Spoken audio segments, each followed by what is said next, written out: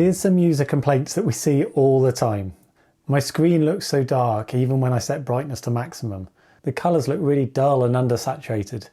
My image looks washed out and I get loads of random dimming on my OLED screen during usage. Loads of the settings are greyed out in the on-screen menu.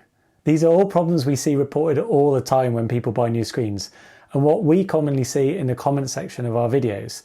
And many times it is because the user is making the one same mistake with how they've configured and how they're using their new monitor. Make sure you stick around to understand why this happens and why it's so important, but here's the rule that you should always follow. Only enable HDR in Windows when you're actually going to be viewing HDR content. Don't leave it enabled all of the time. Go into Windows Display Settings and turn HDR mode off unless you're going to view actual HDR content. That's really important. There is a useful Windows shortcut that you might be able to use as well if you're an NVIDIA user, which is Win plus Alt plus B. That will quickly and easily turn HDR mode on and off.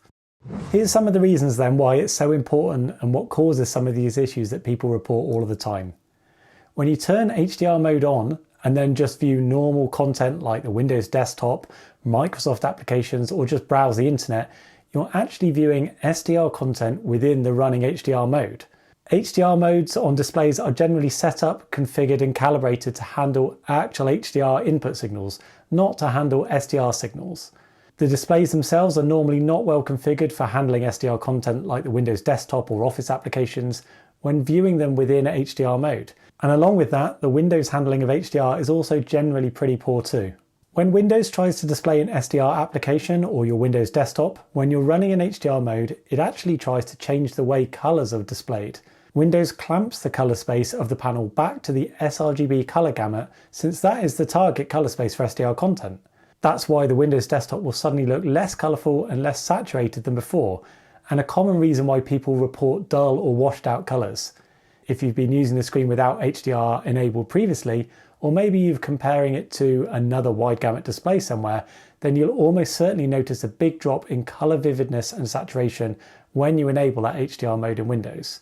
For example, here's the colour space of a screen we've reviewed recently, the Asus ROG Swift PG27UCDM.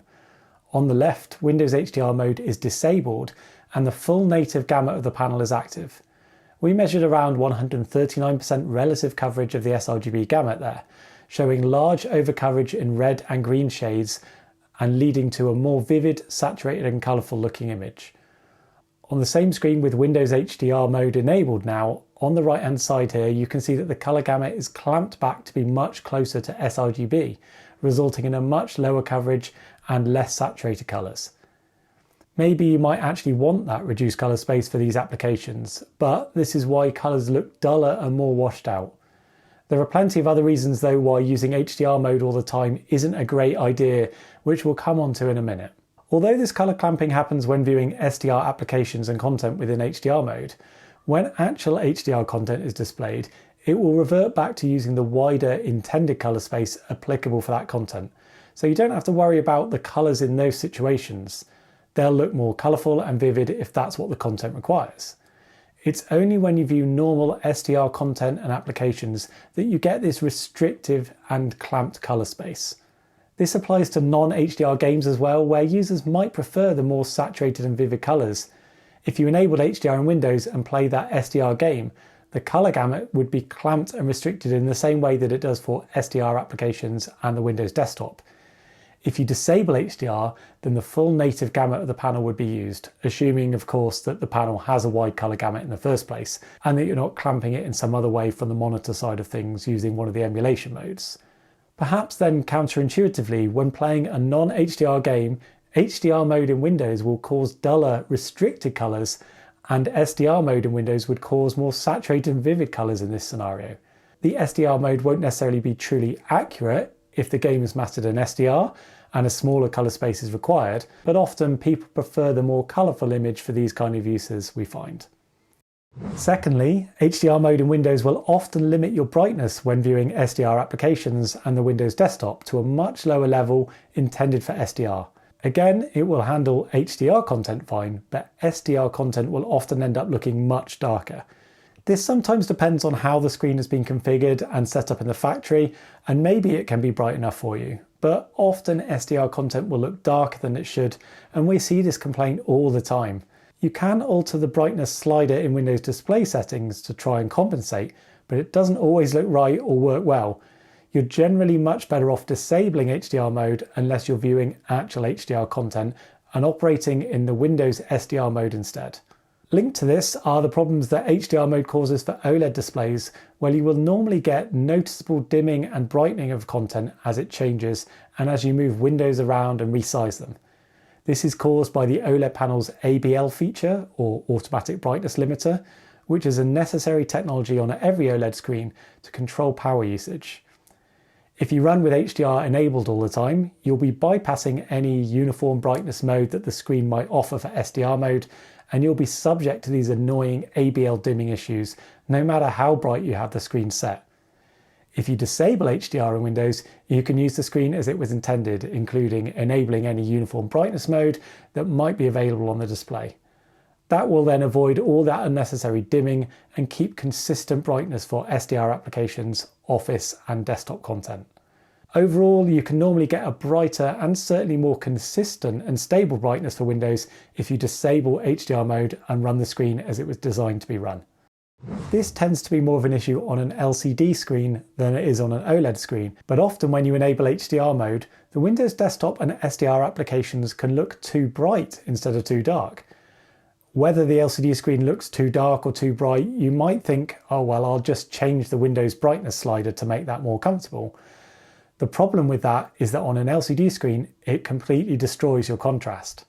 Here's some measurements of a typical LCD screen when running in normal SDR mode, when you simply adjust the brightness setting in the monitor's on-screen menu to control how bright you want the screen to be. You can see that on the left, the luminance drops as the setting is reduced, but the contrast of the screen remains stable at around 900 to 1 in this example. Changing the monitor's brightness control does not impact the contrast of the screen. However, here's measurements of the same screen running in HDR mode when you use the Windows brightness slider to control luminance, instead, as it's now normally the only way to adjust brightness. The total luminance adjustment range is very similar, but you can see that the contrast of the panel is ruined as you lower that slider. With the screen running in HDR mode all the time, the backlight is basically being set to its maximum brightness level.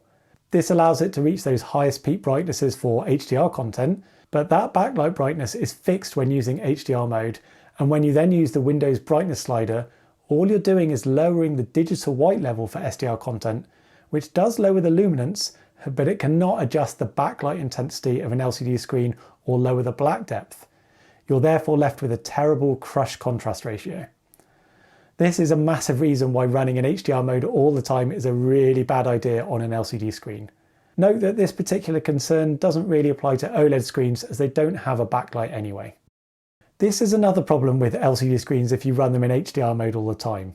With the backlight of an LCD screen being set to its maximum in HDR mode, that also means that the power consumption of your screen would be at its maximum and unnecessarily high.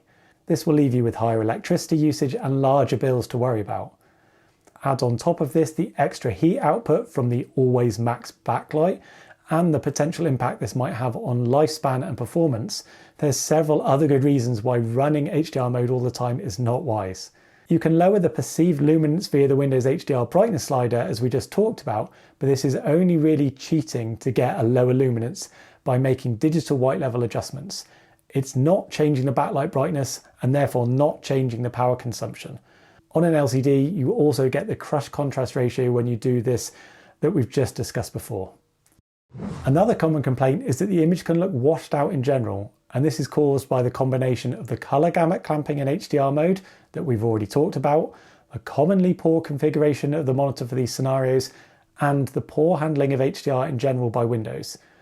One culprit is commonly the gamut of the display, with HDR mode designed to operate with the ST2084 PQ curve instead of SDR mode, which would typically be configured to a 2.2 gamma. When you try to view SDR content within HDR mode, the gamma often gets messed up, and this can lead to all kinds of problems. For instance, here's some measurements again from the ASUS ROG Swift PG27UCDM when Windows is set to SDR mode. You can see that there's nice accurate gamma tracking, but when you enable HDR mode and take the same measurements, the gamma is now not nearly as good. The poor gamma configuration for SDR applications within HDR mode often leads to crushed shadow details, loss of grayscale detail, and overall a washed out image. The vast majority of monitors that we've tested and used have very restrictive on-screen display menu settings and options when they're running in HDR mode. When an HDR signal is detected, they switch to their designated HDR preset mode, which is set up to handle the different gamma curve and tone mapping and correctly handle HDR brightness, colors, and other aspects of the content. These modes nearly always have a very locked down group of settings in the on-screen menu. Normally, common settings like brightness and contrast are locked, color settings, RGB channels, gamma, etc.